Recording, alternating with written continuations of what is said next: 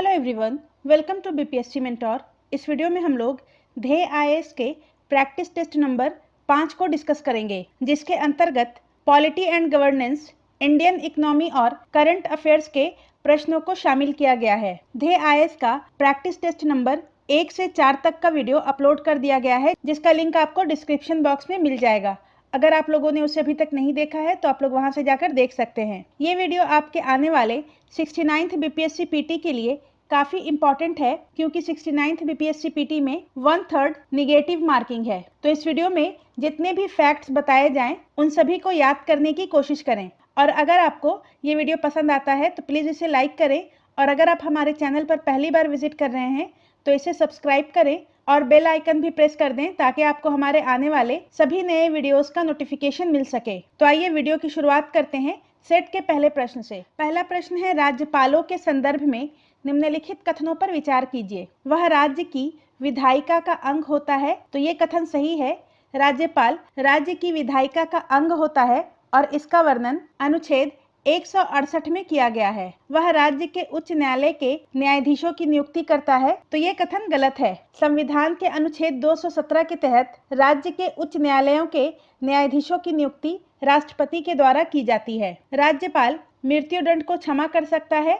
तो ये कथन भी गलत है। राज्यपाल मृत्युदंड को क्षमा नहीं कर सकता है, जबकि राष्ट्रपति को यह शक्ति प्रदान की गई है। तो यहाँ पर पूछ रहा है कौन सा कथन सही है।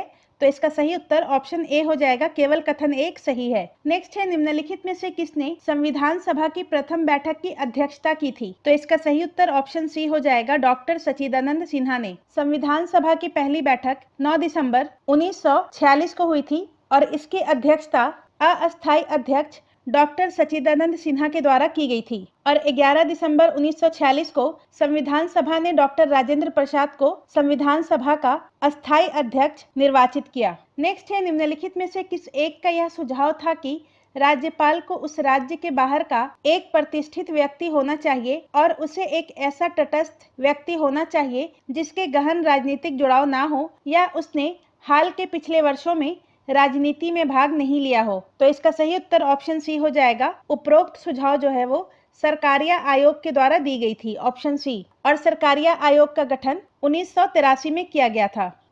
नेक्स्ट है, निम्नलिखित में से कौन सा राज्य के उच्च न्यायालय का मुख्य क्षेत्र अधिकार नहीं है। तो इसका सही उत्तर है परामर्श संबंधी क्षेत्र अधिकार। भारतीय संविधान के अनुसार परामर्श संबंधी क्षेत्र अधिकार अनुच्छेद 143 के तहत मात्र सर्वोच्च न्यायालय को प्राप्त है, जबकि प्रारंभिक क्षेत्र अधिकार, निरीक्षण का क्षेत्र अधिकार और अपीलीय क्षेत्र अधिकार राज्य के उच्च न्यायालय को प्राप्त है। नेक्स्ट है, निम्नलिखित कथनों पर विचार कीजिए। सर्वोच्च न्यायालय के अधिकार क्षेत्र को बढ़ाने का अधिकार राष्ट्रपति को है। तो ये कथन गलत है। अनुच्छेद 138 के तहत सर्वोच्च न्यायालय के अधिकार क्षेत्र को बढ़ाने का अधिकार संसद को है। नेक्स्ट है, सर्वोच्च न्यायालय के न्यायाधीश का वेतन संसद द्वारा निर्धारित होता है। तो ये कथन सही है। संविधान की व्याख्या करने का अंतिम अधिकार सर्वोच्च न्यायालय को है। तो ये कथन भी सही है।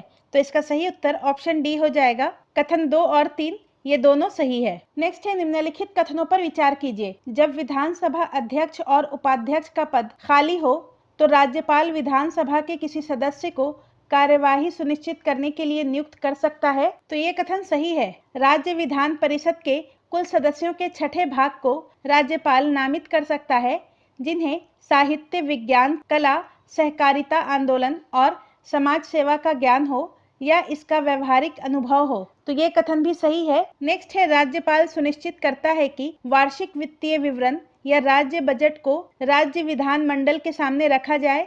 तो ये कथन भी सही है। तो ये तीनों कथन सही है। तो इसका सही उत्तर ऑप्शन डी हो जाएगा, उपर्युक्त में से एक से अधिक। नेक्स्ट है, निम्नलिखित कथनों पर विचार कीजिए। भारतीय संविधान के मौलिक ढांचे या आधारिक संरचना के सिद्धांत का स्रोत न्यायिक व्याख्या है। तो ये कथन सही है। भारतीय संविधान के मौलिक ढांचे की व्याख्या सर्वोच्च न्यायालय के द्वारा केशवानंद भारतीवाद में किया गया था। नेक्स्ट है, केशवानंद भारतीवाद 1973 मामले में सर्वोच्च न्यायालय ने संविधान के मौलिक ढांचे का सिद्धांत प्रतिपादित किया। तो ये कथन भी सही है। प्रधानमंत्री को भारतीय संविधान का संरक्षक तथा अभिभावक कहा जाता है। तो ये कथन गलत है। सर्वोच्च न्यायालय को भारतीय संविधान का संरक्षक और अभिभावक कहा जाता है। तो इसका सही उत्तर ऑप्शन सी हो जाएगा, केवल 3। यहाँ पर पूछ रहा है कौन सा कथन सही नहीं है। हमारे द्वारा 69th बीपीएससी पीटी के लिए एक टेलीग्राम ग्रुप बनाया गया है जिसके अंतर्गत 100 से अधिक टेस्ट सीरीज के पीडीएफ प्रोवाइड करवाए गए हैं और इसके अलावा हमारे टेलीग्राम ग्रुप में करंट अफेयर्स के बुक के पीडीएफ भी अपलोड किए गए हैं। इस ग्रुप से जुड़ने के लिए आप हमारे व्हाट्सएप नंबर से संपर्क कर सकते हैं। तो अपनी 69th बीपीएससी पीटी की तैयारी को और बेहतर करने के लिए इस ग्रुप से अवश्य जुड़ें। नेक्स्ट है, भारतीय संविधान में राज्य के नीति निर्देशक तत्वों की संकल्पना किस देश के संविधान पर आधारित है? भारतीय संविधान में राज्य के नीति निर्देशक तत्वों की संकल्पना आयरलैंड के संविधान पर आधारित है। ऑप्शन बी इसका सही उत्तर हो जाएगा। और भारतीय संविधान का भाग 4 अनुच्छेद 36 से 51 राज्य के नीति निर्देशक तत्वों से संबंधित है। और भारत के संविधान में संयुक्त राज्य अमेरिका के संविधान से मूल अधिकार, न्यायपालिका की स्वतंत्रता, उपराष्ट्रपति का पद, राष्ट्रपति पर महाभियोग आदि लिया गया है और जापान के संविधान से विधि द्वारा स्थापित प्रक्रिया ली गई है। नेक्स्ट है, भारत के उपराष्ट्रपति का निर्वाचन एक निर्वाचक गण के द्वारा किया जाता है जिसके सदस्य होते हैं। तो भारतीय संविधान के अनुच्छेद 66(1) के तहत उपराष्ट्रपति का निर्वाचन संसद के दोनों सदनों के निर्वाचित एवं मनोनीत सभी सदस्यों से मिलकर बनने वाले निर्वाचक गण के सदस्यों के द्वारा आनुपातिक प्रतिनिधित्व पद्धति के अनुसार एकल संक्रमणीय मत के द्वारा होता है। तो इसका सही उत्तर ऑप्शन सी हो जाएगा, संसद के दोनों सदनों के सभी सदस्य के द्वारा, चाहे वो निर्वाचित हो या मनोनीत। नेक्स्ट है, संविधान के निम्नलिखित अनुच्छेदों में से किस एक के अंतर्गत संघ की कार्यपालिका शक्तियां राष्ट्रपति में निहित होती है? तो इसका सही उत्तर हो जाएगा 53(1). भारतीय संविधान के अनुच्छेद 53(1) के अनुसार संघ की कार्यपालिका शक्ति राष्ट्रपति में निहित होती है। अनुच्छेद 51 अंतर्राष्ट्रीय शांति और सुरक्षा को बढ़ावा देने से संबंधित है और अनुच्छेद 52 के तहत राष्ट्रपति पद का प्रावधान किया गया है। नेक्स्ट है, भारत सरकार को कानूनी विषयों पर कौन परामर्श देता है? तो इसका सही उत्तर है भारत के महान्यायवादी। भारतीय संविधान के अनुच्छेद 76(2) के तहत महान्यायवादी या अटॉर्नी जनरल भारत सरकार को कानूनी विषयों पर परामर्श देता है। नेक्स्ट है, आर्थिक नियोजन निम्नलिखित में से भारतीय संविधान की किस सूची में शामिल है? तो इसका सही उत्तर हो जाएगा ऑप्शन सी, समवर्ती सूची। आर्थिक नियोजन भारतीय संविधान की समवर्ती सूची में सम्मिलित है और समवर्ती सूची में शामिल विषयों पर केंद्र तथा राज्य दोनों कानून बना सकते हैं। नेक्स्ट है, शिक्षा जो प्रारंभ में राज्य सूची का विषय था उसे किस संविधान संशोधन द्वारा समवर्ती सूची में स्थानांतरित किया गया? तो इसका सही उत्तर है 42वें संविधान संशोधन द्वारा। शिक्षा को 42वें संविधान संशोधन 1976 के द्वारा राज्य सूची से समवर्ती सूची में स्थानांतरित किया गया है। नेक्स्ट है, निम्नलिखित में से किस अनुच्छेद के अनुसार भारतीय संविधान अंतर्राज्यीय परिषद के संबंध में प्रावधान करता है? तो इसका सही उत्तर है अनुच्छेद 263 के अनुसार। अनुच्छेद 263 केंद्र और राज्य के बीच समन्वय स्थापित करने के लिए राष्ट्रपति को एक अंतर्राज्यीय परिषद की स्थापना करने की शक्ति प्रदान करता है। अनुच्छेद 266 में भारत की सामयिक निधि का वर्णन है और अनुच्छेद 264 में वित्त आयोग शब्द की व्याख्या की गई है। नेक्स्ट है, केंद्र तथा राज्यों के मध्य वित्त का विभाजन निम्न में से किसके संस्तुतियों के आधार पर होता है? तो इसका सही उत्तर हो जाएगा ऑप्शन बी, वित्त आयोग। संविधान के अनुच्छेद 280 के तहत प्रत्येक 5 वर्ष के अंतराल पर वित्त आयोग के गठन का प्रावधान किया गया है और केंद्र तथा राज्यों के मध्य वित्त का विभाजन वित्त आयोग के सिफारिश के आधार पर होता है और प्रथम वित्त आयोग का गठन केसी नियोगी की अध्यक्षता में किया गया था और वर्तमान में 15वें वित्त आयोग के अध्यक्ष NK सिंह हैं। नेक्स्ट है, भारत के संविधान में निम्नलिखित में से कौन सी एक अनुसूची में दल बदल विरोधी कानून विषयक प्रावधान है? तो इसका सही उत्तर है 10वीं अनुसूची में। भारतीय संविधान के 10वीं अनुसूची में दल बदल विरोधी कानून के विषयक प्रावधान किया गया है और 10वीं अनुसूची को भारतीय संविधान में 52वें संविधान संशोधन 1985 के द्वारा जोड़ा गया है। 5वीं अनुसूची में अनुसूचित जाति और जनजातीय क्षेत्र के प्रशासन तथा नियंत्रण के बारे में उपबंध किया गया है और 8वीं अनुसूची में संविधान द्वारा मान्यता प्राप्त भाषाओं का वर्णन है और इसमें वर्तमान में 22 भाषाएं शामिल हैं। नेक्स्ट है, भारतीय संविधान का अनुच्छेद 249 किससे संबंधित है? तो इसका सही उत्तर हो जाएगा ऑप्शन ए, राज्य सूची के विषयों के संबंध में संसद की विधायी शक्तियों से। भारतीय संविधान के अनुच्छेद 249 राज्य सूची के विषयों के संबंध में संसद की विधायी शक्तियों से संबंधित है। नेक्स्ट है, संविधान की व्याख्या करने का अंतिम अधिकार किसे है? तो इसका सही उत्तर हो जाएगा सर्वोच्च न्यायालय को। संविधान की व्याख्या करने का अंतिम अधिकार सर्वोच्च न्यायालय को है। नेक्स्ट है, भारतीय संविधान का कौन सा अनुच्छेद बच्चों के शोषण के विरुद्ध मौलिक अधिकार से संबंधित है? तो इसका सही उत्तर है अनुच्छेद 24। भारतीय संविधान का अनुच्छेद 24 के अनुसार 14 वर्ष से कम आयु के किसी बालक को किसी भी कारखाने या खान में काम करने के लिए नियोजित नहीं किया जाएगा। अनुच्छेद 19 में वाक एवं अभिव्यक्ति की स्वतंत्रता का वर्णन है और अनुच्छेद 26 में धार्मिक कार्यों के प्रबंध की स्वतंत्रता का वर्णन है। नेक्स्ट है, राज्य विधान परिषद का प्रावधान भारतीय संविधान के किस अनुच्छेद में रखा गया है? तो इसका सही उत्तर ऑप्शन ई हो जाएगा, उपयुक्त में से कोई नहीं। राज्य विधान परिषद का प्रावधान भारतीय संविधान के अनुच्छेद 169 में किया गया है और इसके अंतर्गत किसी राज्य में विधान परिषद के निर्माण और उत्साधन की प्रक्रिया का वर्णन है। अनुच्छेद 170 में यह वर्णन किया गया है कि किसी राज्य की विधानसभा में सदस्यों की कुल संख्या किसी भी स्थिति में 500 से अधिक या 60 से कम नहीं होगी। अनुच्छेद 171 में विधान परिषद के संरचना का वर्णन है और अनुच्छेद 171 के अनुसार किसी राज्य की विधान परिषद में सदस्यों की कुल संख्या विधानसभा के सदस्यों की कुल संख्या का 1/3 से अधिक नहीं होगा और अनुच्छेद 172 में विधान परिषद की अवधि का वर्णन किया गया है। नेक्स्ट है, राष्ट्रपति द्वारा जारी एक अध्यादेश संसद के सत्र शुरू होने के बाद कितने समय तक रखा जाना आवश्यक है?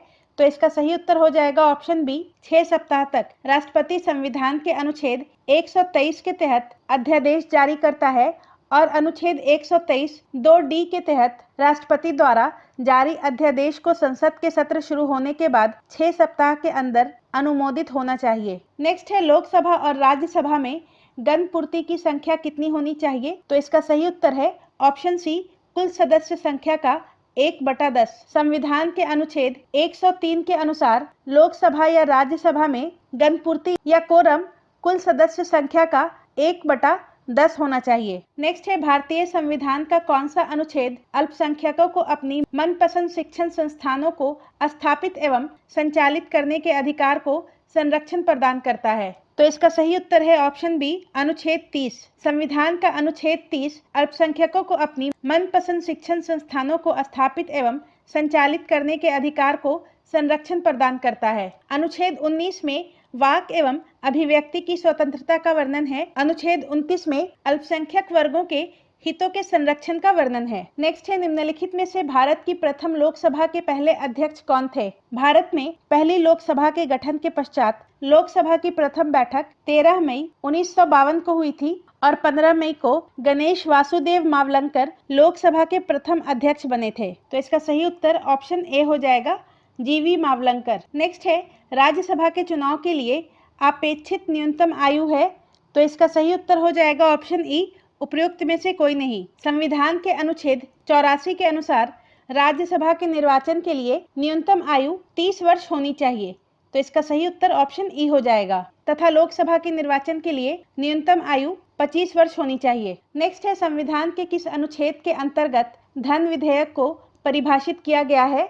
तो इसका सही उत्तर है अनुच्छेद 110। संविधान के अनुच्छेद 110 के अंतर्गत धन विधेयक को परिभाषित किया गया है और कोई भी विधेयक धन विधेयक है या नहीं इसका निर्धारण लोकसभा का अध्यक्ष करता है। अनुच्छेद 109 में धन विधेयक के संबंध में विशेष प्रक्रिया का प्रावधान है और अनुच्छेद 111 में राष्ट्रपति के वीटो शक्ति का वर्णन है। नेक्स्ट है, निम्नलिखित में से कौन सा शब्द भारत के संविधान में उल्लेखित नहीं है? तो इसका सही उत्तर ऑप्शन सी हो जाएगा, बजट। भारत के संविधान में बजट शब्द का उल्लेख नहीं है, जबकि अनुच्छेद 112 के अंतर्गत वार्षिक वित्तीय विवरण शब्द का उल्लेख है। नेक्स्ट है, संविधान की 11वीं अनुसूची निम्नलिखित में किससे संबंधित है? तो इसका सही उत्तर है ऑप्शन सी, पंचायती राज से। और 11वीं अनुसूची को 73वें संविधान संशोधन 1992 के द्वारा संविधान में जोड़ा गया था और 12वीं अनुसूची नगर पालिका से संबंधित है और इसमें कुल 18 विषय शामिल किए गए हैं और इसे 74वें संविधान संशोधन के द्वारा संविधान में जोड़ा गया था। नेक्स्ट है, भारत के संविधान के किस अनुच्छेद के अनुसार राज्य के राज्यपाल के द्वारा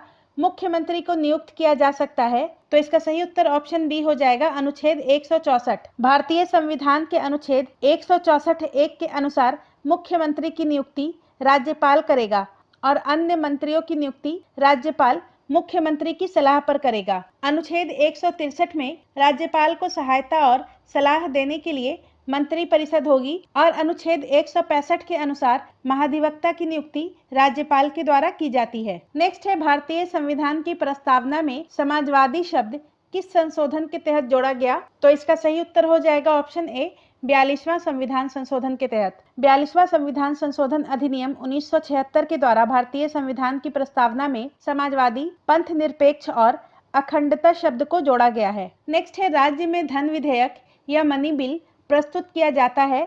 तो राज्य में धन विधेयक केवल विधानसभा में प्रस्तुत किया जाता है। नेक्स्ट है, भारत में संसदीय प्रणाली की सरकार है क्योंकि? तो इसका सही उत्तर हो जाएगा ऑप्शन सी, मंत्रिपरिषद लोकसभा के प्रति उत्तरदायी होता है। भारत में संसदीय प्रणाली सरकार है क्योंकि भारत में मंत्रिपरिषद सामूहिक तौर पर लोकसभा के प्रति उत्तरदायी होता है। नेक्स्ट है, संविधान के निम्नलिखित में से किस अनुच्छेद के प्रावधान के अंतर्गत भारतीय संसद को नया राज्य बनाने का अधिकार है? तो इसका सही उत्तर ऑप्शन सी हो जाएगा, अनुच्छेद 3। भारतीय संविधान के अनुच्छेद 3 के तहत नए राज्यों का निर्माण, उनके क्षेत्रों, सीमाओं तथा नाम में परिवर्तन का अधिकार भारतीय संसद में निहित है। अनुच्छेद 1 के तहत संघ का नाम और राज्य क्षेत्र है और अनुच्छेद 2 के तहत भारतीय संघ में नए राज्यों के प्रवेश या स्थापना की शक्ति संसद को प्रदान की गई है। नेक्स्ट है, निम्नलिखित में से किसे समुदाय विकास के पहले कार्यक्रम के रूप में स्थापित किया गया? तो इसका सही उत्तर हो जाएगा ऑप्शन ए,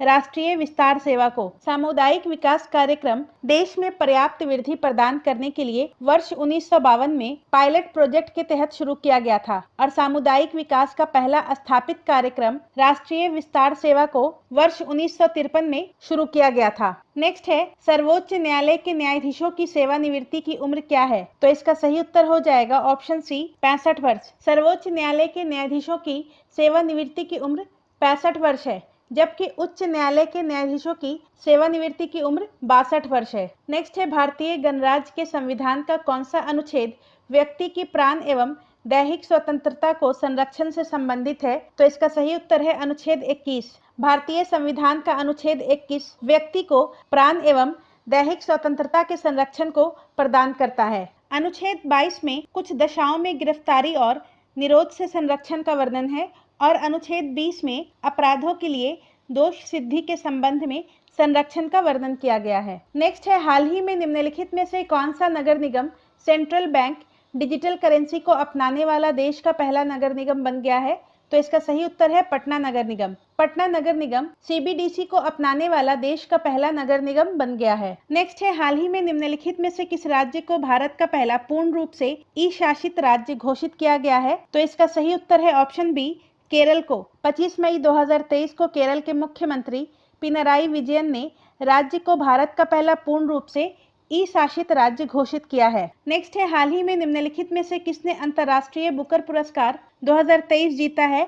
तो इसका सही उत्तर हो जाएगा ऑप्शन सी, जॉर्जी गॉस्पोडिनोव। बुल्गारियाई लेखक जॉर्जी गॉस्पोडिनोव ने अपने उपन्यास टाइम शेल्टर के लिए वर्ष 2023 का अंतर्राष्ट्रीय बुकर पुरस्कार जीता है और इस उपन्यास का अंग्रेजी में अनुवाद एंजेला रोडेल के द्वारा किया गया है और वर्ष 2022 का अंतर्राष्ट्रीय बुकर पुरस्कार गीतांजलि श्री को इनके उपन्यास रेत समाधि के लिए दिया गया था। नेक्स्ट है, हाल ही में भारत ने किस देश को हराकर एशियाई कबड्डी चैंपियनशिप 2023 का खिताब जीता है? तो इसका सही उत्तर हो जाएगा ईरान को। भारत ने ईरान को हराकर एशियाई कबड्डी चैंपियनशिप 2023 का खिताब जीता है और एशियाई कबड्डी चैंपियनशिप 2023 का आयोजन दक्षिण कोरिया के बुसान शहर में किया गया था। नेक्स्ट है, हाल ही में डोप टेस्ट में फेल होने के कारण किस महिला वेट लिफ्टर पर 4 साल का प्रतिबंध लगा दिया गया है? तो इसका सही उत्तर है संजीता चानू। वेट लिफ्टर संजीता चानू को डोप टेस्ट में फेल होने के कारण 4 साल का प्रतिबंध लगा दिया गया है। नेक्स्ट है, 22 मई को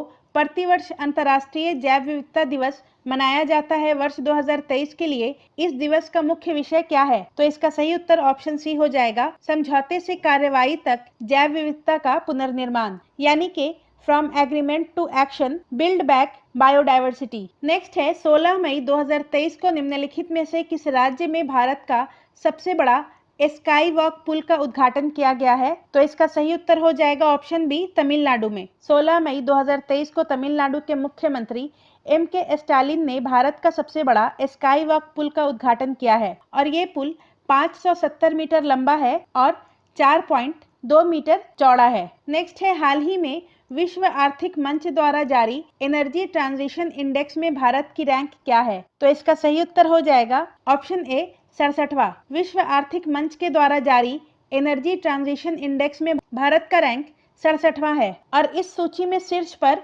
डेनमार्क है। नेक्स्ट है, हाल ही में की गई घोषणा के अनुसार फीफा क्लब वर्ल्ड कप 2023 का आयोजन किस शहर में किया जाएगा? तो इसका सही उत्तर है सऊदी अरब के शहर जेद्दा में। फीफा क्लब वर्ल्ड कप 2023 का आयोजन सऊदी अरब के जेद्दा शहर में किया जाएगा। नेक्स्ट है, हाल ही में संयुक्त राष्ट्र के बाहरी अंतरिक्ष मामलों में संयुक्त राष्ट्र कार्यालय के निदेशक के रूप में किसे नियुक्त किया गया है? तो इसका सही उत्तर ऑप्शन ए हो जाएगा आरती होला मैनी को। संयुक्त राष्ट्र महासचिव अंटोनियो गुटेरेस ने भारतीय मूल की सैटेलाइट इंडस्ट्री एक्सपर्ट आरती होला मैनी को वियना में बाहरी अंतरिक्ष मामलों के संयुक्त राष्ट्र कार्यालय के निदेशक के रूप में नियुक्त किया है। नेक्स्ट है, अमेरिकी कांग्रेस के संयुक्त सत्र को 2 बार संबोधित करने वाले पहले भारतीय प्रधानमंत्री कौन है? तो इसका सही उत्तर है ऑप्शन ए नरेंद्र मोदी। अमेरिकी कांग्रेस के संयुक्त सत्र को 2 बार संबोधित करने वाले पहले भारतीय प्रधानमंत्री नरेंद्र मोदी बन गए हैं। नेक्स्ट है, हाल ही में समलैंगिक विवाह को मान्यता देने वाला पहला बाल्टिक देश कौन सा है? तो इसका सही उत्तर है एस्टोनिया। समलैंगिक विवाह को मान्यता देने वाला पहला बाल्टिक देश एस्टोनिया बन गया है और ये कानून वर्ष 2024 से देश में लागू किया जाएगा। नेक्स्ट है, हाल ही में हिंदुस्तान एरोनॉटिकल्स लिमिटेड ने भारतीय वायुसेना के हल्के लड़ाकू विमान के उत्पादन के लिए किसके साथ समझौता किया है? तो इसका सही उत्तर हो जाएगा जीई एरोस्पेस। जीई एरोस्पेस और हिंदुस्तान एरोनॉटिकल लिमिटेड ने भारतीय वायुसेना के हल्के लड़ाकू विमान MK2 तेजस के जेट इंजन के संयुक्त उत्पादन के लिए एक समझौता किया है। नेक्स्ट है, हाल ही में टाइम मैगजीन द्वारा जारी 100 सबसे प्रभावशाली कंपनियों में कौन सी भारतीय कंपनी शामिल है? तो इसका सही उत्तर हो जाएगा option A national payment corporation of India NPCI। Time magazine द्वारा जारी 100 सबसे प्रभावशाली कंपनियों में NPCI शामिल है। नेक्स्ट है, हाल ही में निम्नलिखित में से किस लेखक को प्रतिष्ठित जर्मन पीस प्राइज से सम्मानित किया गया है? तो इसका सही उत्तर हो जाएगा ऑप्शन बी सलमान रुश्दी। प्रसिद्ध लेखक सलमान रुश्दी को उनके साहित्यिक कार्यों के लिए प्रतिष्ठित जर्मन पीस प्राइज से सम्मानित किया गया है। नेक्स्ट है, हाल ही में 200 अंतर्राष्ट्रीय मैच खेलने वाले पहले पुरुष फुटबॉलर कौन बन गए हैं? तो इसका सही उत्तर हो जाएगा ऑप्शन बी क्रिस्टियानो रोनाल्डो। पुर्तगाल फुटबॉल टीम के कैप्टन क्रिस्टियानो रोनाल्डो 200 अंतर्राष्ट्रीय मैच खेलने वाले पहले पुरुष फुटबॉलर बन गए हैं। नेक्स्ट है, हाल ही में भारत ने किस देश को स्वदेश निर्मित मिसाइल कॉर्वेट INS कृपान उपहार में दिया है? तो इसका सही उत्तर है वियतनाम। भारत ने वियतनाम देश को स्वदेश निर्मित मिसाइल कॉर्वेट INS कृपान उपहार में दिया है और INS कृपान खुखरी श्रेणी का कॉर्वेट है। नेक्स्ट है, किस राज्य की हॉकी टीम ने हॉकी इंडिया जूनियर पुरुष राष्ट्रीय चैंपियनशिप 2023 जीती है? तो इसका सही उत्तर ऑप्शन बी हो जाएगा मध्य प्रदेश। मध्य प्रदेश टीम ने बिरसा मुंडा हॉकी स्टेडियम में फाइनल में चंडीगढ़ की टीम को हराकर 13वीं हॉकी इंडिया जूनियर पुरुष राष्ट्रीय चैंपियनशिप 2023 जीती है। नेक्स्ट है, हाल ही में फेस ऑथेंटिकेशन फीचर के साथ PM किसान मोबाइल ऐप को किसने लॉन्च किया है? तो इसका सही उत्तर हो जाएगा नरेंद्र सिंह तोमर। केंद्रीय कृषि मंत्री नरेंद्र सिंह तोमर ने फेस ऑथेंटिकेशन फीचर के साथ PM किसान मोबाइल ऐप को लॉन्च किया है। नेक्स्ट है, अंतर्राष्ट्रीय ओलंपिक दिवस प्रतिवर्ष कब मनाया जाता है? तो इसका सही उत्तर है 23 जून को। अंतर्राष्ट्रीय ओलंपिक दिवस प्रतिवर्ष 23 जून को मनाया जाता है। नेक्स्ट है, हाल ही में इफ्को ने नैनो लिक्विड यूरिया को निर्यात करने के लिए किस देश के साथ समझौता किया है? इफ्को ने नैनो लिक्विड यूरिया को निर्यात करने के लिए कैलिफोर्निया बेस्ड कपूर इंटरप्राइज के साथ एक समझौते पर हस्ताक्षर किया है। तो इसका सही उत्तर ऑप्शन ई हो जाएगा। नेक्स्ट है, इकोनॉमिस्ट इंटेलिजेंस यूनिट के अनुसार रहने के लिहाज से दुनिया का सबसे अच्छा शहर कौन सा है? तो इसका सही उत्तर हो जाएगा वियना। इकोनॉमिस्ट इंटेलिजेंस यूनिट ने रहने के लिहाज से दुनिया का सबसे अच्छे शहरों की लिस्ट जारी की है और इस लिस्ट के अनुसार ऑस्ट्रिया की राजधानी वियना रहने के लिए दुनिया का सबसे अच्छा शहर है और इसके बाद दूसरे स्थान पर कोपेनहेगन है तथा तीसरे स्थान पर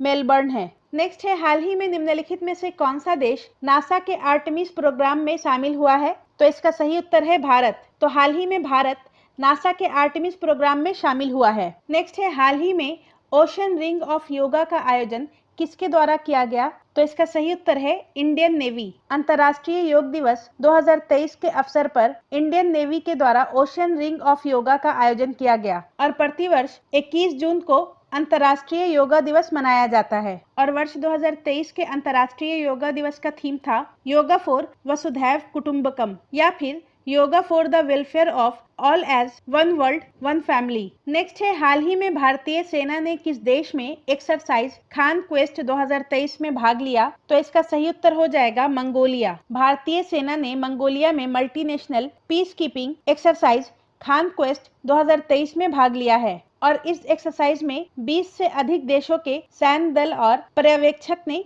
भाग लिया है। नेक्स्ट है, भारत के राष्ट्रीय खेलों के 37वें संस्करण का आयोजन किस राज्य में किया जाएगा?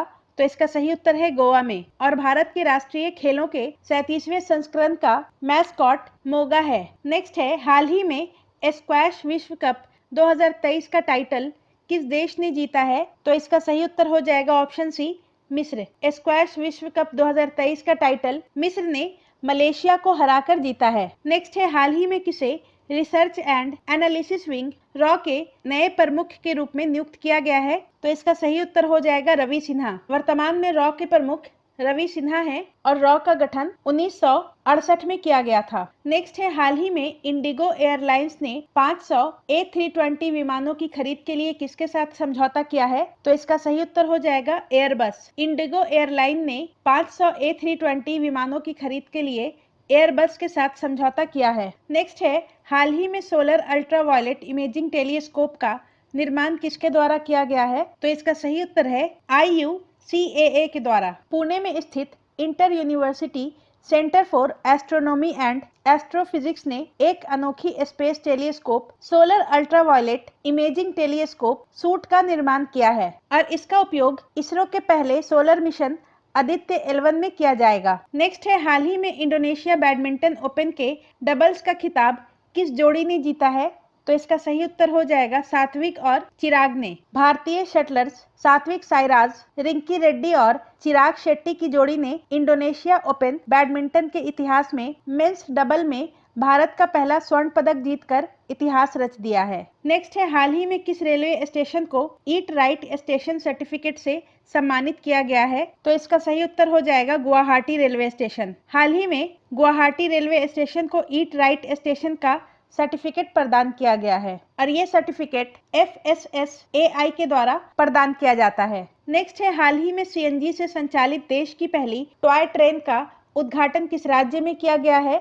तो इसका सही उत्तर है राजस्थान में। CNG से संचालित देश की पहली टॉय ट्रेन का उद्घाटन राजस्थान में किया गया है। नेक्स्ट है, एशिया कप 2023 हाइब्रिड मॉडल में किन दो देशों में आयोजित किया जाएगा? तो इसका सही उत्तर है ऑप्शन सी, श्रीलंका और Pakistan. Asia cup 2023 hybrid model में श्रीलंका और पाकिस्तान में आयोजित किया जाएगा। नेक्स्ट है, अगर अर्थव्यवस्था की दर बढ़ती है तो इसका सही उत्तर हो जाएगा ऑप्शन ए, अर्थव्यवस्था में निवेश व्यय में कमी आती है। अगर अर्थव्यवस्था की दर बढ़ती है तो अर्थव्यवस्था में निवेश व्यय में कमी आती है क्योंकि धन की लागत बढ़ जाती है। नेक्स्ट है, भारत में कागजी मुद्रा प्रथम बार कब शुरू की गई थी? तो इसका सही उत्तर है 1862 में। भारत में कागजी मुद्रा प्रथम बार 1862 में शुरू की गई थी। नेक्स्ट है, स्फीति दर में होने वाली तीव्र वृद्धि का आरोप कभी कभी आधार प्रभाव या फिर बेस इफेक्ट पर लगाया जाता है। यह आधार प्रभाव क्या है? तो इसका सही उत्तर हो जाएगा ऑप्शन ए, विगत वर्षों की कीमतों की स्फीति दर पर गणना पर आया प्रभाव। विगत वर्षों में एकत्र किए गए आंकड़ों की गणना करते समय पड़ने वाले प्रभाव को आधार प्रभाव कहते हैं और वर्तमान स्फीति दर की गणना पर विगत वर्षों के आंकड़ों पर पड़े प्रभाव को आधार प्रभाव कहते हैं। नेक्स्ट है, राष्ट्रीय आय क्या होती है? तो इसका सही उत्तर ऑप्शन ए हो जाएगा, उत्पादन लागत पर निवल राष्ट्रीय उत्पाद। उत्पादन लागत पर निवल राष्ट्रीय उत्पाद को राष्ट्रीय आय भी कहा जाता है और राष्ट्रीय आय दिए गए वर्ष में किराए, वेतन, ब्याज, लाभ के कुल योग जो कि कुल उत्पादन लागत के योग से प्राप्त होता है के बराबर होती है। नेक्स्ट है, निम्नलिखित उपायों में से किन्हें मुद्रास्फीति कम करने के लिए प्रयोग किया जा सकता है? बाजार में तरलता अधिक होने से मांग बढ़ती है जिससे वस्तुओं की कीमतों में वृद्धि होने लगती है और इसे ही मुद्रास्फीति कहा जाता है और RBI के द्वारा तरलता कम करने के लिए नगद आरक्षित अनुपात में वृद्धि, राजकोषीय घाटे में कमी और सांविधिक तरलता अनुपात में वृद्धि की जाती है। तो इसका सही उत्तर ऑप्शन डी हो जाएगा, उपयुक्त में से एक से अधिक। ये तीनों सही है। नगद आरक्षित अनुपात मतलब के CRR, सांविधिक तरलता अनुपात यानी के SLR। नेक्स्ट है, किसी देश की राष्ट्रीय आय का अनुमान लगाया जाता है। राष्ट्रीय आय किसी अर्थव्यवस्था में वस्तुओं और सेवाओं के प्रवाह का माप होता है और किसी देश की राष्ट्रीय आय का अनुमान 3 प्रकार से लगाया जा सकता है। साधन लागत पर, शुद्ध राष्ट्रीय आय के आधार पर, साधन लागत पर शुद्ध राष्ट्रीय व्यय से और साधन लागत पर शुद्ध राष्ट्रीय उत्पाद से। तो इसका सही उत्तर ऑप्शन डी हो जाएगा, उपयुक्त में से एक से अधिक। ये तीनों सही है। नेक्स्ट है, फार्म सब्सिडी के संदर्भ में निम्नलिखित कथनों पर विचार कीजिए। बिजली एवं सिंचाई बिलों में कमी किसानों को दी जाने वाली प्रत्यक्ष फार्म सब्सिडी के अंतर्गत आती है। तो ये कथन गलत है। फार्म सब्सिडी के अंतर्गत सरकार के द्वारा उर्वरक की खरीद, कैश सब्सिडी, कृषि लोन पर ब्याज, माफी सब्सिडी आदि अप्रत्यक्ष रूप से किसानों को प्रदान किए जाते हैं। तो यहाँ पर बिजली एवं सिंचाई बिलों में कमी किसान को दी जाने वाली अप्रत्यक्ष फार्म सब्सिडी के अंतर्गत आती है। भारत में इनपुट सब्सिडी जैसे कि उर्वरक अप्रत्यक्ष सब्सिडी के अंतर्गत आता है। तो ये सही है। और भारत सरकार के द्वारा दी जाने वाली सभी सब्सिडी अप्रत्यक्ष कोटि के अंतर्गत आती है। तो ये कथन भी सही है। तो इसका सही उत्तर ऑप्शन ए हो जाएगा, केवल कथन 1। नेक्स्ट है, न्यूनतम समर्थन मूल्य के संदर्भ में निम्नलिखित कथनों पर विचार कीजिए। यह किसानों की पैदावार के लिए न्यूनतम निश्चित मूल्य सुनिश्चित करती है। तो ये कथन सही है। न्यूनतम समर्थन मूल्य का उद्देश्य किसानों को पैदावार का न्यूनतम मूल्य उपलब्ध कराना है। तो ये भी सही है। MSP खाद्य सुरक्षा में सहायता करती है क्योंकि MSP ही वसूली कीमतों के निर्धारण का आधार है। तो ये कथन भी सही है। तो इसका सही उत्तर हो जाएगा ऑप्शन डी, उपयुक्त में से एक से अधिक। ये तीनों कथन सही है। नेक्स्ट है, भारत में औद्योगिक क्षेत्र की उपलब्धि के मापने के लिए निम्न में से कौन सी संस्था औद्योगिक उत्पादन सूचकांक जारी करती है। तो इसका सही उत्तर ऑप्शन बी हो जाएगा, राष्ट्रीय सांख्यिकी कार्यालय। भारत में औद्योगिक उत्पादन सूचकांक राष्ट्रीय सांख्यिकी कार्यालय के आर्थिक सांख्यिकी प्रभाग द्वारा जारी किया जाता है। नेक्स्ट है, जोखिम पूंजी के संदर्भ में निम्नलिखित कथनों पर विचार कीजिए। नए उद्यमियों को उपलब्ध कराई गई दीर्घकालीन प्रारंभिक पूंजी। तो ये कथन सही है। जोखिम पूंजी का मतलब होता है नए उद्यमियों को उपलब्ध कराई गई दीर्घकालीन प्रारंभिक पूंजी होती है। उद्योगों के प्रतिस्थापन एवं नवीनीकरण के लिए उपलब्ध कराई गई निधियां। तो ये गलत है। और उद्योगों को उपलब्ध कराई गई अल्पकालीन पूंजी। तो ये भी गलत है। जोखिम पूंजी दीर्घकालीन पूंजी होती है और ये नए उद्यमियों को प्रदान की जाती है। तो इसका सही उत्तर ऑप्शन ए हो जाएगा, केवल कथन 1। नेक्स्ट है, भारतीय अर्थव्यवस्था के संदर्भ में निम्न में से किस क्षेत्र में सकल घरेलू उत्पाद का सबसे बड़ा भाग प्राप्त होता है। तो इसका सही उत्तर हो जाएगा ऑप्शन सी, सेवा क्षेत्र से। आर्थिक समीक्षा 2022-23 के अनुसार चालू कीमतों पर सबसे ज्यादा हिस्सेदारी सेवा क्षेत्र से प्राप्त हुई है। नेक्स्ट है, भारतीय अर्थव्यवस्था के संदर्भ में निम्नलिखित में से गैर वित्तीय ऋण में शामिल नहीं है। तो इसका सही उत्तर हो जाएगा सार्वजनिक ऋण। भारतीय अर्थव्यवस्था के संदर्भ में गैर वित्तीय औद्योगिक ऋण और राजकोषीय बिल या सरकार के द्वारा लिया गया ऋण, क्रेडिट कार्डों पर बकाया राशि, परिवारों का बकाया गृह ऋण शामिल है। इसमें सार्वजनिक ऋण शामिल नहीं है। नेक्स्ट है, भारत के पूंजी खाते के संबंध में निम्नलिखित मदों पर विचार कीजिए। तो भारत के पूंजी खाते में भारत सरकार द्वारा जारी बाह्य बॉन्ड, विदेश प्रत्यक्ष निवेश और बैंकों की विदेशी मुद्रा सीमाएं शामिल है। तो इसका सही उत्तर ऑप्शन डी हो जाएगा, उपयुक्त में से एक से अधिक। जबकि बाह्य ऋण की ब्याज देयताओं और व्यापार संतुलन को चालू खाते में दर्शाया जाता है। नेक्स्ट है, किसी अर्थव्यवस्था में मुद्रा गुणक या मनी मल्टीप्लायर निम्नलिखित में से किस एक के साथ बढ़ता है।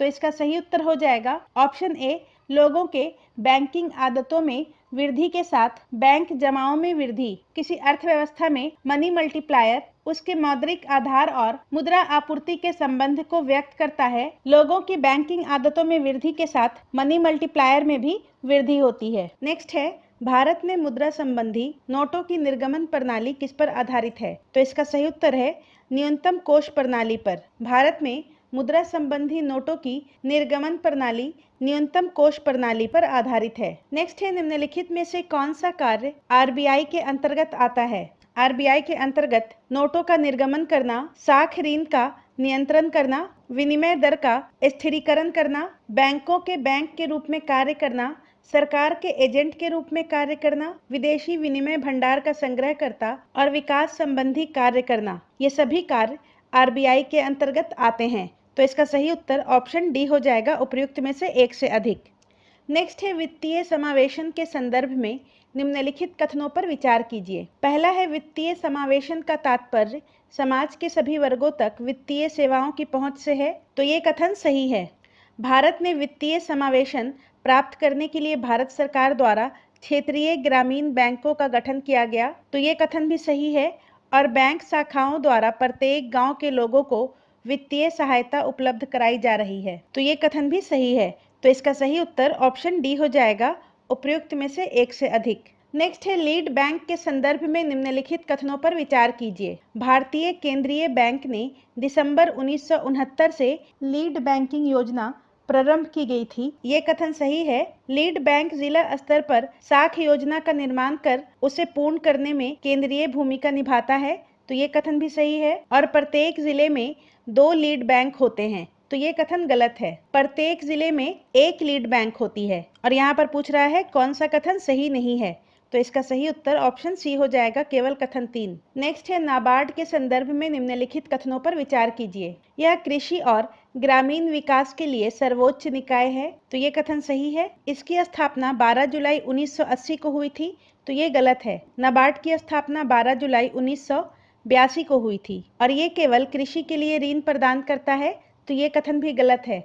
नाबार्ड कृषि के साथ साथ ग्रामीण विकास के लिए भी ऋण प्रदान करता है। तो इसका सही उत्तर ऑप्शन ए हो जाएगा, केवल कथन 1। यहाँ पर पूछ रहा है कौन सा कथन सही है। यहाँ पर केवल कथन 1 सही है। नेक्स्ट है आर्थिक मंदी के समय निम्नलिखित में से कौन सा कदम उठाए जाने की सर्वाधिक संभावना होती है। तो इसका सही उत्तर है सार्वजनिक परियोजनाओं पर व्यय में वृद्धि करना। आर्थिक मंदी के समय सरकार को खर्च में वृद्धि करनी चाहिए और करों को कम करना चाहिए ताकि ऐसी मांग उत्पन्न हो जो कि आर्थिक उछाल ला सके। नेक्स्ट है भारत में जेंडर बजटिंग कब शुरू किया गया था। तो इसका सही उत्तर है केंद्रीय बजट 2005-06। भारत में जेंडर बजटिंग केंद्रीय बजट 2005-06 से शुरू किया गया था। नेक्स्ट है भारत में निम्न में से कौन सा राजकोषीय नीति को निर्धारित करता है। तो राजकोषीय नीति को वित्त मंत्रालय के द्वारा निर्धारित किया जाता है और मौद्रिक नीति को आरबीआई के द्वारा निर्धारित की जाती है। नेक्स्ट है भारत में राजस्व घाटे से तात्पर्य है कि। तो इसका सही उत्तर है भारत सरकार को अपने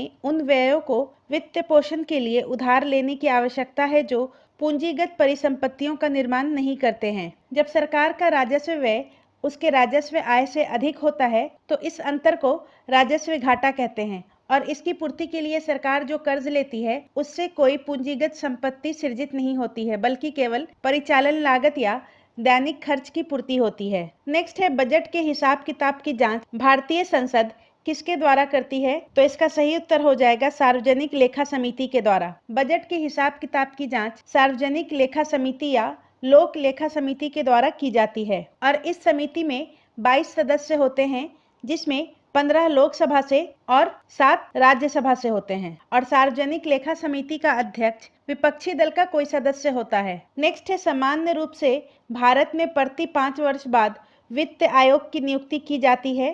तो इसका सही उत्तर हो जाएगा ऑप्शन ए, केंद्रीय अनुदान और संघ के राजस्व में राज्यों का अंश निर्धारित करने के लिए और अनुच्छेद 280 के अनुसार राष्ट्रपति द्वारा प्रत्येक 5 वर्ष के पश्चात वित्त आयोग का गठन किया जाता है। नेक्स्ट है भारतीय संविधान की प्रस्तावना में निम्नलिखित में से किस स्वतंत्रता का वर्णन नहीं किया गया है। तो भारतीय संविधान की प्रस्तावना में 5 प्रकार की स्वतंत्रता का वर्णन है जो इस प्रकार हैं: विचार, अभिव्यक्ति, विश्वास, धर्म और उपासना। इसमें आर्थिक स्वतंत्रता शामिल नहीं है। तो ऑप्शन बी इसका सही उत्तर हो जाएगा। नेक्स्ट है किस अधिनियम ने भारतवासियों को अपने देश के प्रशासन में कुछ हिस्सा लेना संभव बनाया। तो इसका सही उत्तर हो जाएगा चार्टर एक्ट 1833। चार्टर एक्ट 1833 पहला अधिनियम था जिसने देश के प्रशासन में भारतीयों की हिस्सेदारी का प्रावधान किया था। नेक्स्ट है संविधान सभा ने डॉक्टर BR अम्बेडकर की अध्यक्षता में प्रारूप समिति का गठन कब किया। तो इसका सही उत्तर हो जाएगा 29 अगस्त 1947। संविधान के प्रारूप पर विचार करने हेतु संविधान सभा द्वारा 29 अगस्त 1947 को संकल्प पारित करके डॉक्टर बी.आर. अम्बेडकर की अध्यक्षता में प्रारूप समिति का गठन किया गया था। नेक्स्ट है, निम्नलिखित में से भारतीय संविधान का कौन सा अनुच्छेद आकस्मिकता निधि से संबंधित है? तो इसका सही उत्तर हो जाएगा अनुच्छेद 267। भारतीय संविधान के अनुच्छेद 267 में आकस्मिकता निधि का वर्णन किया गया है। अनुच्छेद 266 में भारत के संचित निधि का वर्णन है। नेक्स्ट है, निम्नलिखित में से कौन सा लक्षण भारतीय परिसंघ और अमेरिकी परिसंघ में समान रूप में पाया जाता है? तो इसका सही उत्तर ऑप्शन ए हो जाएगा, संविधान के निर्वचन के लिए परिसंघीय उच्चतम न्यायालय। भारतीय परिसंघ और अमेरिकी परिसंघ में समान रूप से संविधान के निर्वचन के लिए परिसंघीय उच्चतम न्यायालय की व्यवस्था की गई है। नेक्स्ट है, भारत के संविधान निर्माताओं ने 7वीं अनुसूची में वर्णित समवर्ती सूची की अवधारणा को ग्रहण किया था। तो इसका सही उत्तर हो जाएगा ऑस्ट्रेलिया के संविधान से। भारतीय संविधान में समवर्ती सूची की अवधारणा को ऑस्ट्रेलिया के संविधान से ग्रहण किया गया था। इसके अलावा ऑस्ट्रेलिया के संविधान से व्यापार, वाणिज्य और समागम की स्वतंत्रता तथा संसद के दोनों सदनों की संयुक्त बैठक के प्रावधान को ग्रहण किया गया है। नेक्स्ट है, किस प्रधानमंत्री के कार्यकाल के दौरान भारत के संविधान में 9वीं अनुसूची को पुनर्स्थापित किया गया था? तो इसका सही उत्तर हो जाएगा, 9वीं अनुसूची को भारतीय संविधान में पहले संविधान संशोधन अधिनियम 1951 के द्वारा संविधान में जोड़ा गया था और उस समय भारत के प्रधानमंत्री जवाहरलाल नेहरू थे। ऑप्शन ए इसका सही उत्तर हो जाएगा। और 9वीं अनुसूची भूमि सुधार कानून से संबंधित है। नेक्स्ट है, भारतीय संविधान की तृतीय अनुसूची में निम्न में से क्या उपबंधित है? संविधान की तृतीय अनुसूची शपथ या प्रतिज्ञा के प्रारूप से संबंधित है और इस अनुसूची में संघ के मंत्री, संसद के निर्वाचन अभ्यर्थी, संसद के सदस्य, उच्चतम न्यायालय के न्यायाधीश और भारत के नियंत्रक महालेखा परीक्षक, किसी राज्य के मंत्री, राज्य विधानमंडल के निर्वाचन के अभ्यर्थी, राज्य विधानमंडल के सदस्य और उच्च न्यायालय के न्यायाधीश के द्वारा ली जाने वाली पद तथा गोपनीयता की शपथ का प्रारूप दिया गया है। तो इसका सही उत्तर ऑप्शन डी हो जाएगा, उपयुक्त में से एक से अधिक। संघ के मंत्री के लिए पद की शपथ का प्रारूप, उच्चतम न्यायालय के मुख्य न्यायाधीश द्वारा ली जाने वाली शपथ का प्रारूप और संसद के सदस्य द्वारा ली जाने वाली शपथ का प्रारूप, ये तीनों सही है। नेक्स्ट है, भारत के संविधान के निर्माताओं का मत निम्नलिखित में से किसमें प्रतिबिंबित होता है? तो इसका सही उत्तर हो जाएगा उद्देशिका में। और 13 दिसंबर 1946 को संविधान सभा के समक्ष जवाहरलाल नेहरू के द्वारा उद्देश्य प्रस्ताव को पेश किया गया था, जिसे 22 जनवरी 1947 को संविधान की प्रस्तावना के रूप में स्वीकार कर लिया गया था। नेक्स्ट है, भारत का एक नागरिक अपनी नागरिकता खो देगा यदि वह, तो इसका सही उत्तर हो जाएगा ऑप्शन डी, उपयुक्त में से एक से अधिक। भारतीय नागरिकता का परित्याग करता है, स्वेच्छा से अन्य देश की नागरिकता प्राप्त करता है, किसी अन्य देश के नागरिक से विवाह करता है। तो ये गलत है। किसी अन्य देश के नागरिक से विवाह करने पर भारत की नागरिकता समाप्त नहीं होती है। नेक्स्ट है, निम्नलिखित में से कौन सा संवैधानिक निकाय है? तो राष्ट्रीय अनुसूचित जनजाति आयोग का गठन संविधान के अनुच्छेद 338A के तहत किया गया है, इसलिए ये संवैधानिक निकाय है। तो इसका सही उत्तर ऑप्शन बी हो जाएगा। जबकि राष्ट्रीय मानव अधिकार आयोग और राष्ट्रीय जांच एजेंसी संवैधानिक निकाय नहीं है, इनका गठन संसदीय विधियों के द्वारा किया गया है। नेक्स्ट है, भारतीय संविधान की 7वीं अनुसूची के अंतर्गत राज्य सूची में निम्न में से किसका उल्लेख है? तो इसका सही उत्तर हो जाएगा रेलवे, पुलिस, शिक्षा और विद्युत, ये दोनों समवर्ती सूची के अंतर्गत आते हैं, जबकि रेलवे पुलिस राज्य सूची का विषय है और रेलवे संघ सूची का विषय है। नेक्स्ट है, भारत के संविधान की उद्देशिका में कितने प्रकार के न्याय की व्यवस्था की गई है? तो इसका सही उत्तर हो जाएगा 3। भारत के संविधान के उद्देशिका में 3 प्रकार के न्याय की बात की गई है, सामाजिक, आर्थिक और राजनीतिक न्याय। नेक्स्ट है, निम्नलिखित में से कौन सी भारतीय संविधान की विशेषता नहीं है? संसदात्मक सरकार, स्वतंत्र न्यायपालिका और संघात्मक सरकार, ये तीनों भारतीय संविधान की विशेषता है, जबकि अध्यक्षात्मक सरकार भारतीय संविधान की विशेषता नहीं है।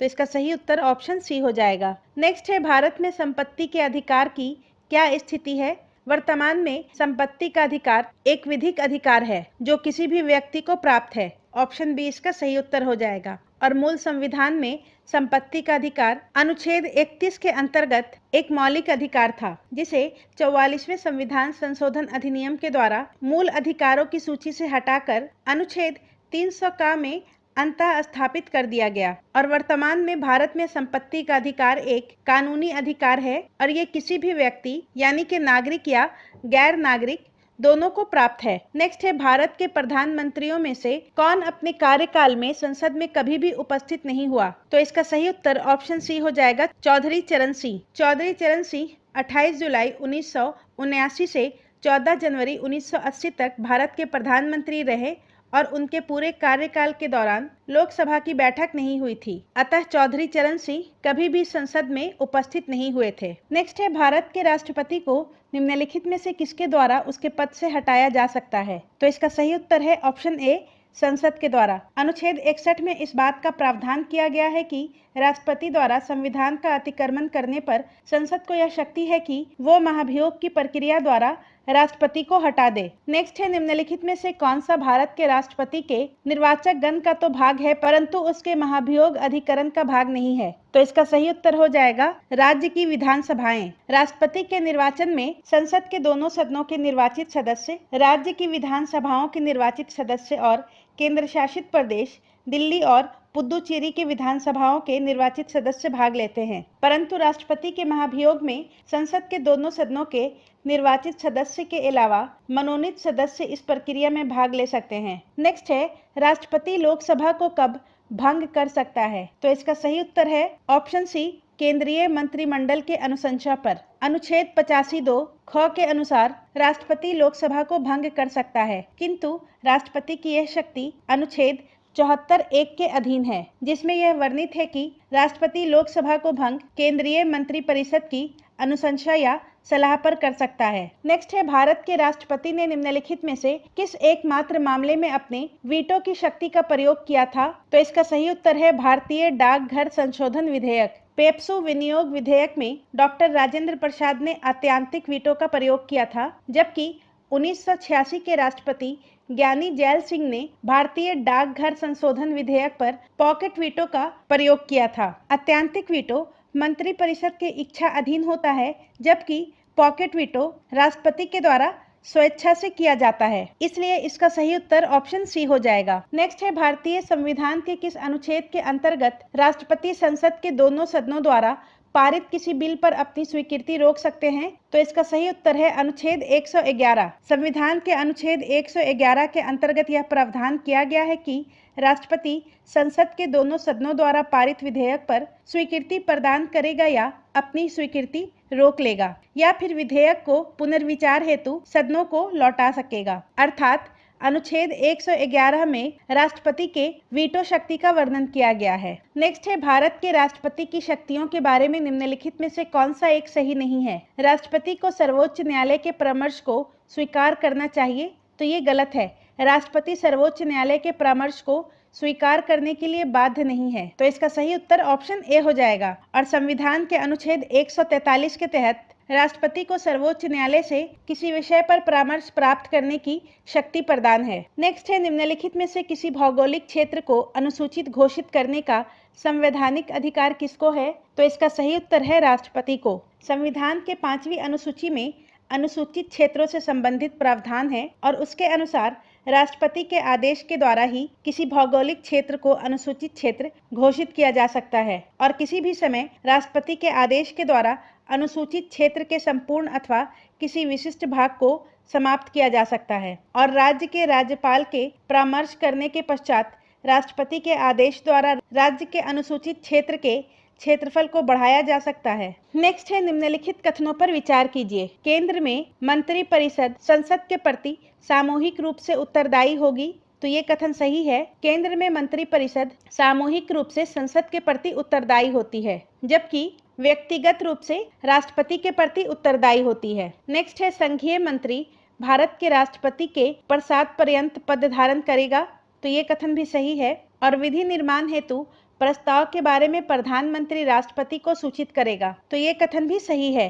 तो इसका सही उत्तर ऑप्शन डी हो जाएगा। तीनों कथन सही है। नेक्स्ट है, भारत के महान्यायवादी के विषय में निम्नलिखित कथनों पर विचार कीजिए। वह भारत के राष्ट्रपति के द्वारा नियुक्त किया जाता है, तो ये कथन सही है। और भारत के महान्यायवादी के पद का प्रावधान अनुच्छेद 76 में किया गया है। नेक्स्ट है, उसमें वही योग्यताएं होनी चाहिए जो सर्वोच्च न्यायालय के न्यायाधीश की होती है, तो ये कथन भी सही है। उसे संसद के किसी भी एक सदन का सदस्य होना चाहिए, तो ये कथन गलत है। महान्यायवादी संसद का सदस्य नहीं होता है और संसद द्वारा महाभियोग लगाकर उसे हटाया जा सकता है, तो ये कथन भी गलत है। महान्यायवादी को राष्ट्रपति के द्वारा हटाया जा सकता है, तो इसका सही उत्तर ऑप्शन बी हो जाएगा।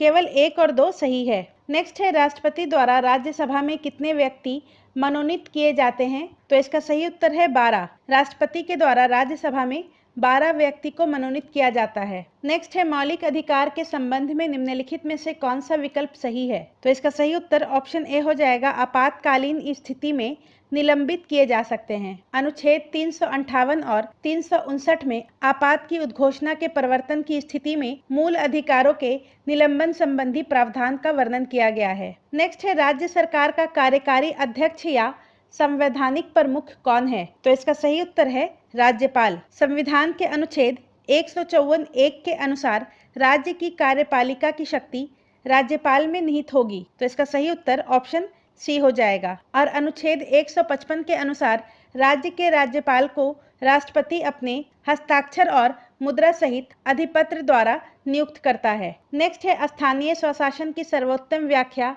यह की जा सकती है कि यह एक प्रयोग है, तो इसका सही उत्तर है लोकतांत्रिक विकेंद्रीकरण का। स्थानीय स्वशासन का मुख्य उद्देश्य स्थानीय जनता की विकास में भागीदारी और लोकतांत्रिक विकेंद्रीकरण को सुनिश्चित करना है। नेक्स्ट है, पंचायतों की वित्तीय अवस्था का मूल्यांकन करने के लिए वित्त आयोग के गठन का प्राधिकार किसको प्राप्त है, तो अनुच्छेद 243(I) के अनुसार राज्य का राज्यपाल प्रत्येक 5 वर्ष की समाप्ति पर वित्त आयोग का गठन करेगा, तो इसका सही उत्तर ऑप्शन ए हो जाएगा। नेक्स्ट है, स्वतंत्र भारत में प्रथम बार संसदीय सचिव का पद किस वर्ष सृजित किया गया, तो इसका सही उत्तर है ऑप्शन ए 1951। स्वतंत्र भारत में प्रथम बार संसदीय सचिव का पद वर्ष 1951 में सृजित किया गया था। नेक्स्ट है, निम्नलिखित में से कौन सा एक प्राधिकरण किसी राज्य के राज्यपाल को उस विशेष राज्य की पंचायतों द्वारा विनियोजित हो सकने वाले करों और शुल्कों के निर्धारण के लिए सिद्धांतों के विषय में संतुति करता है,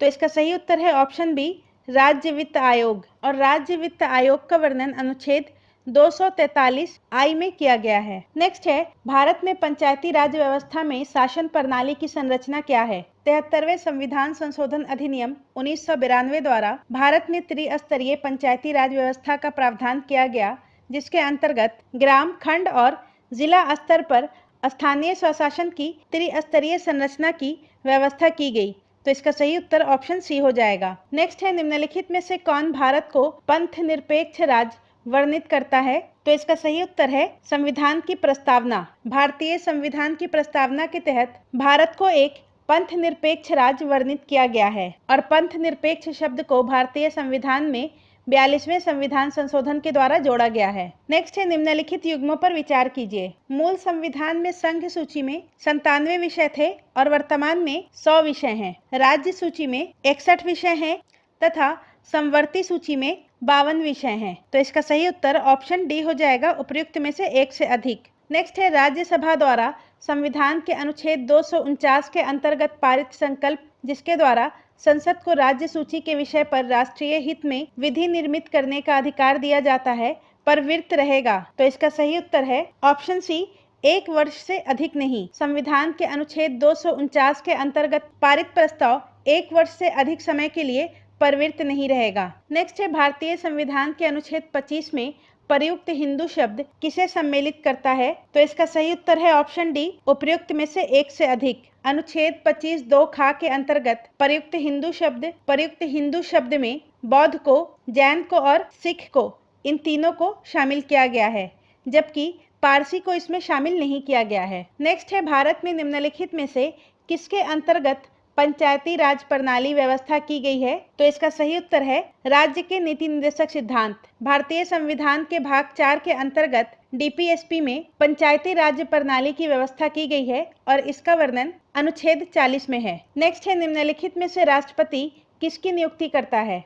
तो राष्ट्रपति प्रधानमंत्री तथा संघ के अन्य मंत्री, महान्यायवादी, महानियंत्रक व महालेखा परीक्षक, उच्चतम न्यायालय और उच्च न्यायालयों के न्यायाधीश, मुख्य चुनाव आयुक्त एवं अन्य चुनाव आयुक्त, संघ लोक सेवा आयोग के अध्यक्ष व सदस्य, राज्य के राज्यपाल और उपराज्यपाल एवं प्रशासक तथा वित्त आयोग के अध्यक्ष व सदस्य की नियुक्ति करता है। तो इसका सही उत्तर ऑप्शन डी हो जाएगा, उपयुक्त में से एक से अधिक। नेक्स्ट है, भारतीय संघवाद को निम्नलिखित में से किसने सहकारी संघवाद कहा है? तो इसका सही उत्तर जी ऑस्टिन हो जाएगा। भारतीय संघवाद को जी ऑस्टिन ने सहकारी संघवाद कहा है। नेक्स्ट है, एक राज्य को संघ में सम्मिलित करने अथवा नए राज्यों की स्थापना करने की कार्यपालिकीय शक्ति किसे प्राप्त है? तो इसका सही उत्तर हो जाएगा संसद को। भारतीय संविधान के अनुच्छेद 3 के तहत नए राज्यों के निर्माण, उनके क्षेत्र सीमाओं तथा नाम में परिवर्तन का अधिकार भारतीय संसद में निहित है। नेक्स्ट है,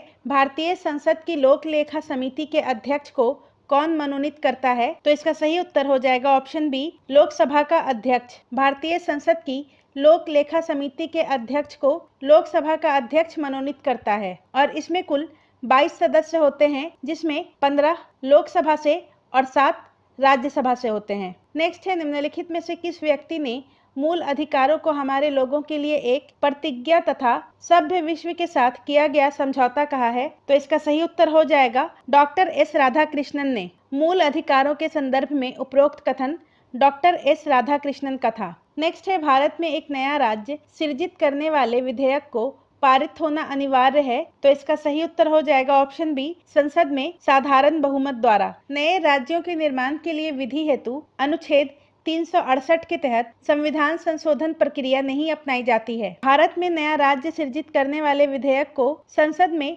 साधारण बहुमत द्वारा पारित होना अनिवार्य है। नेक्स्ट है, भारतीय संविधान के निम्न अनुच्छेदों में से किस एक के अधीन राज्यपाल राष्ट्रपति के विचार के लिए किसी विधेयक को आरक्षित रख सकता है? तो इसका सही उत्तर हो जाएगा अनुच्छेद 200। भारतीय संविधान के अनुच्छेद 200 के तहत राज्यपाल राष्ट्रपति के विचार के लिए किसी विधेयक को आरक्षित रख सकता है। नेक्स्ट है, संविधान का कौन सा अनुच्छेद भारत के नियंत्रक और महालेखा परीक्षक के कर्तव्यों को निर्धारित करता है? तो इसका सही उत्तर ऑप्शन सी हो जाएगा, अनुच्छेद 149। और संविधान के अनुच्छेद 149 में नियंत्रक महालेखा परीक्षक के कर्तव्यों एवं शक्तियों का वर्णन है। अनुच्छेद 148(1) के अनुसार भारत का एक नियंत्रक महालेखा परीक्षक होगा, जिसकी नियुक्ति राष्ट्रपति के द्वारा की जाएगी। नेक्स्ट है, भारत की प्रभुता, एकता और अखंडता की रक्षा करें और उसे अक्षुण्ण रखें, यह उपबंध किसमें किया गया है?